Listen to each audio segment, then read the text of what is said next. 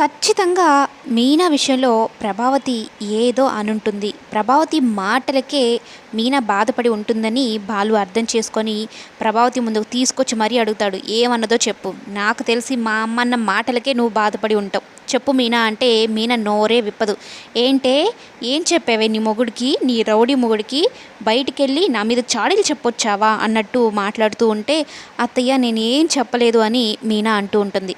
మీనా నాకేం చెప్పలేదు, కనీసం తను చెప్పుకోలేని మాటలు నువ్వు అన్నావనైతే నాకు అర్థమవుతుంది. తన రూమ్లోకి తీసుకొని వెళ్ళి అడుగుతాను.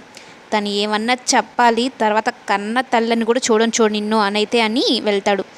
ఇక ప్రభావతి భయపడుతూ ఉంటుంది. బిక్కు బిక్కుమనుకుంటూ మెట్ల వైపే చూస్తూ ఉంటుంది.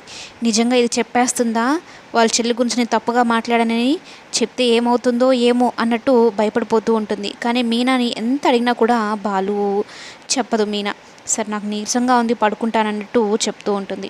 ఇక మాలు వెళ్ళిన తర్వాత వీళ్ళ ముగ్గురు షాపింగ్కి వెళ్ళాలని, ఉండు దాన్ని లేపి వంట చేయమని చెప్తాను, మనం వచ్చేసరికి ఏ రాత్రో అవుతుంది, వంట ఎవడు చేస్తాడు అని పడుకున్న మీనాని లేపి మరీ వంట చేయిస్తుంది. వీళ్ళేమో షాపింగ్కి వెళ్ళేసి వస్తారు, తింటూ ఉంటారు.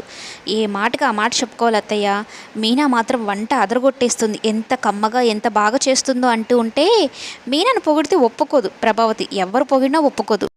దాని మొహం దానికేమొచ్చు, ఆ ఇంట్లో ఏమన్నా వంటలుంటాయా, 2 చెంచాల నూనెతో మొత్తం వంట చేస్తారు, నేనే దగ్గరుండి అంతా నేర్పించాను, అందుకే ఇలా వెలగబెడుతుంది, లేదంటే ఎలా ఉండేదో అన్నట్టు ప్రభావతి మీద వేసుకుంటుంది ఆ క్రెడిట్ మొత్తం. ఒప్పుకోదు కదా మీనా. మంచిది, వంట బాగా చేస్తుంది, మంచమ్మాయి అంటే అస్సలు ఒప్పుకోలేదు. కొళ్ళుకుంటూనే ఉండాలి ప్రభావతి ఎప్పుడు మీనాని.